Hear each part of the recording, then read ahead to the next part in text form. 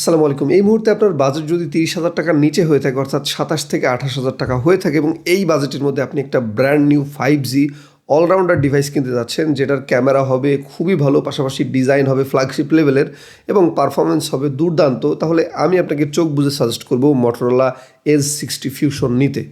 ভাই, বাংলাদেশের মার্কেটে Motorola ডিভাইসগুলো খুবই আন্ডাররেটেড। যদিও প্রচুর পরিমাণ মানুষ বর্তমানে Motorolaর এন্ট্রি লেভেল ফোনগুলো বা মিড রেঞ্জ ফোনগুলো ইউজ করতেছে। তারপরেও আমি বলবো বাজেটের মধ্যে Motorola যে স্পেক অফার করে বা যে ধরনের ফিচারগুলো অফার করে সেগুলো অন্য ব্র্যান্ডগুলো আসলে কখনোই কল্পনা করতে পারবে না। সো আজকের এই ভিডিওটা হবে আসলে Motorola Edge60 Fusionকে নিয়ে। ২৭ থেকে ২৮,০০০ টাকার বাজেটের মধ্যে এই ফোনটা আপনার জন্য কেন একটা বেটার ডিভাইস হতে পারে আজকের ভিডিওটিতে সেটি নিয়ে আলোচনা করবো। আশা করি সম্পূর্ণ ভিডিওটিতে আমার সাথে থাকবেন। সো প্রথমে যদি Motorola Edge60 Fusion ফোনটার ডিজাইন এবং বিল্ড কোয়ালিটি নিয়ে কথা বলি, তাহলে ডিজাইনের দিক থেকে এই ফোনটা কিন্তু খুবই সুন্দর, অর্থাৎ খুবই পাতলা একটা ফোন পেয়ে যাবেন আপনারা এই প্রাইসের মধ্যে। পাশাপাশি সামনের দিকে কিন্তু একটা কার্ভ ডিসপ্লে পেয়ে যাবেন। আপনারা যারা কার্ভ ডিসপ্লে ইউজ করতে পছন্দ করেন তাদের জন্য কিন্তু খুবই ভালো হবে। পাশাপাশি এই ফোনটার পেছনের দিকে কিন্তু লেদার ব্যাক পেয়ে যাবেন, যেটাকে আসলে তারা বলছে ইকো লেদার। সো আপনারা যারা আসলে পেছনের দিকে একটু ম্যাট ফিনিশ চান বা গ্লোসি ফিনিশ পছন্দ করেন না, তাদের জন্য কিন্তু লেদার ব্যাকটা খুবই ভালো হবে। সেই সাথে Motorolaর যে অ্যাজ ইউজুয়াল মানে ডিজাইন ল্যাঙ্গুয়েজটা আছে সেটাও কিন্তু অনেকের কাছে বেশ ভালো লাগে। তারা অন্যান্য ব্র্যান্ডগুলোকে কপি করে না, তাদের একটা ডিজাইন ল্যাঙ্গুয়েজ আছে, সেটাই কিন্তু তারা ফলো করে প্রত্যেকটা ফোন তৈরি করে থাকে। আর Edge60 Fusion ফোনটা যেহেতু আসলে একটা ফ্যান এডিশন বা স্পেশাল এডিশন, অর্থাৎ ফ্ল্যাগশিপ ফোনগুলোর একটা লাইট ভার্সন, সেই দিক থেকে এই ফোনটার ডিজাইন ল্যাঙ্গুয়েজ কিন্তু Motorolaর যে ফ্ল্যাগশিপ গ্রেডের ফোনগুলো আছে সেগুলোর মতোই আসলে করা হয়। সো ডিজাইনের দিক থেকে কিন্তু এই ফোনটা আসলে বেশ ভালো লাগবে আপনার। পাশাপাশি বিল্ড কোয়ালিটির দিক থেকে কিন্তু এই ফোনটাতে কোনো কমতি রাখা হয়নি। যদিও এটাতে একটা প্লাস্টিক ফ্রেম ইউজ করা হয়েছে, তারপরেও কিন্তু এটাতে আপনি IP68 IP69 এর ওয়াটার অ্যান্ড ডাস্ট রেজিস্ট্যান্স পেয়ে যাবেন। পাশাপাশি মিলিটারি গ্রেড সার্টিফিকেশনও কিন্তু এই ফোনটাতে দেওয়া আছে। পাশাপাশি এই ফোনটার ডিসপ্লেতে কিন্তু গরিলা গ্লাস 7 এর প্রোটেকশনও থাকছে, যার ফলে কিন্তু আপনি বেশ ভালো একটা প্রোটেকশনও পেয়ে যাচ্ছেন এই ফোনটাতে। এই বাজেটের মধ্যে এই ফোনটার ডিসপ্লেটাও কিন্তু আপনার কাছে খুবই ভালো লাগবে, কারণ এই ফোনটাতে 6.67 ইঞ্চির একটা full HD plus POLED panel use করা হয়েছে।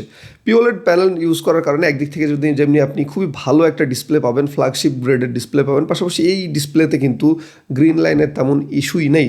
পাশাপাশি এর ডিসপ্লেতে কিন্তু আপনি 120 হার্জ রিফ্রেশ রেট পেয়ে যাচ্ছেন এবং আন্ডার ডিসপ্লে ফিঙ্গারপ্রিন্টের সুবিধা তো অবশ্যই থাকছে। সেই সাথে আপনি কিন্তু কন্টেন্ট ওয়াচিং করেও বেশ মজা পাবেন। পাশাপাশি ৪৫০০ নিটস পর্যন্ত পিক ব্রাইটনেস থাকার কারণে আপনি কিন্তু ডে লাইটে বা বাইরে গিয়েও আরামসে ফোনটা ইউজ করতে পারবেন। এবং এর ডিসপ্লেটা কিন্তু আগেই বললাম কার্ভ ডিসপ্লে। আপনারা যারা কার্ভ ডিসপ্লে পছন্দ করেন তারা কিন্তু এই ডিসপ্লেটা ইউজ করে বেশ মজা পাবেন। এই ফোনটাতে প্রসেসর হিসেবে থাকছে মিডিয়াটেকের ডাইমেনসিটি ৭৩০০ এবং ৭৪০০। আসলে গ্লোবাল ভেরিয়েন্টের জন্য তারা আলাদা প্রসেসর দিয়েছে এবং ইন্ডিয়ান এবং ইন্দোনেশিয়ান ভেরিয়েন্টের জন্য আলাদা প্রসেসর দিয়েছে। এই বাজেটের মধ্যে এই প্রসেসরটা কিন্তু বেশ ভালো একটা প্রসেসর। এটা আসলে 4 ন্যানোমিটার টেকনোলজিতে তৈরি এবং একটা মিড রেঞ্জ কোয়ালিটির প্রসেসর, যেটা দিয়ে আপনি অনায়াসে ফ্রি ফায়ার বা পাবজির মতো গেমগুলো খেলতে পারবেন বা অন্যান্য মাল্টিটাস্কিং যে কাজগুলো আছে সেগুলো ইজিলি করে ফেলতে পারবেন। সে সাথে আপনি কিন্তু র্যামের ব্যাকআপ পেয়ে যাচ্ছেন এখানে 8 জিবি এবং 12 জিবি পর্যন্ত, এবং স্টোরেজ পেয়ে যাচ্ছেন কিন্তু 256 জিবি থেকে 512 জিবি পর্যন্ত। পাশাপাশি Motorolaর যে সুবিধা দেয়, Motorolaতে কিন্তু এক্সট্রা মানে এসডি কার্ড ইউজ করার ফাংশনালিটি থাকে এবং এই ফোনটাতে আপনি ডুয়েল সিম ভার্সনও পেয়ে যাবেন এবং ই সিম ভার্সন আসলে পেয়ে যাবেন। এটা আসলে ভেরিয়েন্টের ওপর ডিপেন্ড করে। আপনি চাইলে ডুয়েল সিম ইউজ করতে পারবেন অথবা একটা সিম, একটা ফিজিক্যাল সিম এবং একটা ই সিম ইউজ করতে পারবেন। পাশাপাশি কিন্তু এসডি কার্ড ইউজ করারও একটা সুবিধা থাকছে। এই বাজেটের মধ্যে আপনারা যারা দুর্দান্ত ক্যামেরা যাচ্ছেন তাদেরকে কোনোভাবে হতাশ করবে না Motorola, কারণ Motorolaর ফোনগুলোতে কিন্তু অন্যান্য যে কোনো ব্র্যান্ডের তুলনায় ক্যামেরা স্পেকটা অনেক ভালো দেওয়া থাকে এবং আমি যতগুলো Motorola ডিভাইস ইউজ করেছি প্রত্যেকটাতে ক্যামেরা কিন্তু আমি একদম ফ্ল্যাগশিপ গ্রেডের পেয়েছি। অর্থাৎ আপনি যদি ৩০, ৩৫ বা ৪০,০০০ টাকার আশেপাশে একটা Motorola ডিভাইস কিনেন, সেটার ক্যামেরা যে বেটার হবে এই বিষয়ে কোনো সন্দেহ নেই।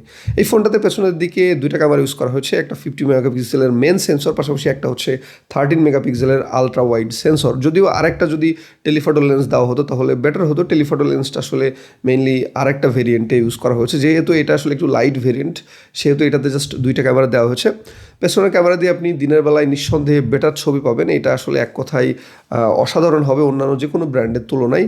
এবং আপনারা যারা আসলে 4K-তে ভিডিও করতে যাচ্ছেন বা কন্টেন্ট ক্রিয়েশন করতে যাচ্ছেন তাদের জন্য কিন্তু এটাতে 4K 30 FPS পর্যন্ত সর্বোচ্চ ভিডিও রেকর্ডিংয়ের সুবিধা থাকছে। এবং মোটরোলার ফোনগুলোর ভিডিও কোয়ালিটি কিন্তু যথেষ্ট ভালো এবং ভিডিও কিন্তু যথেষ্ট স্টেবল হয়, কারণ এই ক্যামেরাতে কিন্তু EIS অর্থাৎ ইলেকট্রনিক ইমেজ স্টেবিলাইজেশন ইউজ করা হয়েছে।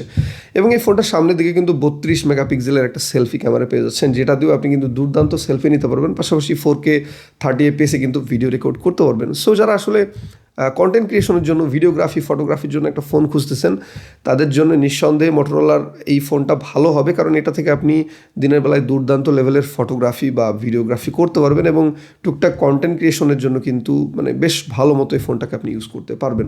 এই ডিভাইসটাতে 5200 mAh থেকে শুরু করে 5500 mAh ব্যাটারি ইউজ করা হয়েছে। মানে এটা আসলে ভেরিয়েন্টের উপর ডিপেন্ড করবে। ইন্ডিয়ান ভেরিয়েন্ট হলে 5500 mAh ব্যাটারি আপনি পেয়ে যাবেন, পাশাপাশি 68 ওয়াটের কিন্তু ফাস্ট চার্জিংয়ের সুবিধা পাচ্ছেন। মোটরোলার একটা ভালো বৈশিষ্ট্য আছে, তারা আসলে তাদের নর্মাল রেঞ্জের ফোনগুলো থেকে শুরু করে ফ্ল্যাগশিপ ফোনগুলোতে অনেক সুপার ফাস্ট মানে চার্জার দেওয়ার চেষ্টা করে, অর্থাৎ বক্সের মধ্যে আপনি সুপার ফাস্ট চার্জিং সুবিধা পেয়ে যাবেন, যেটাকে তারা আসলে টার্বো চার্জিং বলে।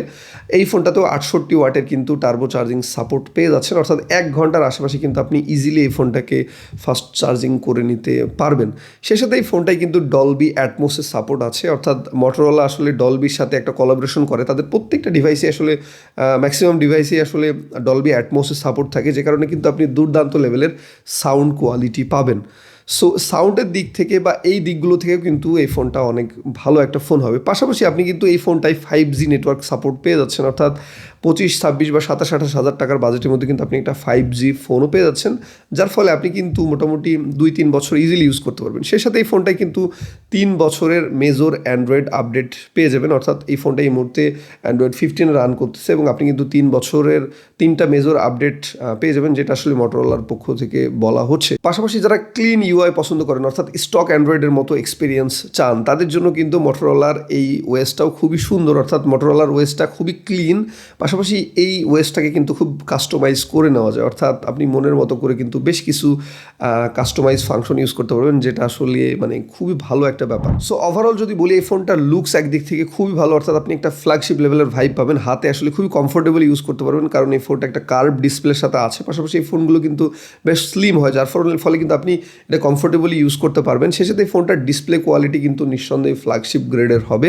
পাশাপাশি এর যে প্রসেসরটা আছে সেটাও কিন্তু খুবই ভালো। আপনি হেভি মাল্টিটাস্কিং থেকে শুরু করে গেমিং থেকে শুরু করে সব কিছু মোটামুটি স্মুথলি করতে পারবেন। পাশাপাশি পিওর অ্যান্ড্রয়েডের এক্সপিরিয়েন্স পেয়ে যাবেন। সেই সাথে আপনারা যারা কন্টেন্ট ক্রিয়েশন করতে চান তাদের জন্য কিন্তু এই ফোনটা বেটার হবে, কারণ মোটরোলার ক্যামেরা নিঃসন্দেহে অনেক ভালো। যারা আসলে আপনার ফ্রেন্ড সার্কেল ইউজ করে বা অন্যান্য মানে রিভিউ দেখলে আপনারা বুঝতে পারবেন মোটরোলার ক্যামেরা আসলে কতটা ভালো হয়। পাশাপাশি আপনি কিন্তু ফাস্ট চার্জিংয়ের সুপার ফাস্ট চার্জিংয়ের সুবিধা পেয়ে যাচ্ছেন এই ফোনটাতে, অর্থাৎ 68 ওয়াটের কিন্তু ব্যাটারির সাপোর্ট পেয়ে যাচ্ছেন।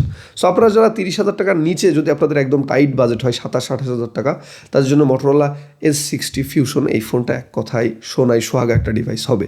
সো এই ছিল আজকের মতো। নেক্সটে কোন ডিভাইসটার রিভিউ দেখতে চান বা ভিডিও দেখতে চান সেটা অবশ্যই কমেন্ট করে জানাবেন, এবং মোটরোলা S60 ফিউশনের কোন বিষয়টা আপনার কাছে ভালো লেগেছে সেটাও কমেন্টে জানাতে ভুলবেন না। দেখা হবে পরবর্তী ভিডিওতে। সে পর্যন্ত ভালো থাকবেন। অবশ্যই আমার চ্যানেলটা সাবস্ক্রাইব করে দেবেন। আসসালামু আলাইকুম।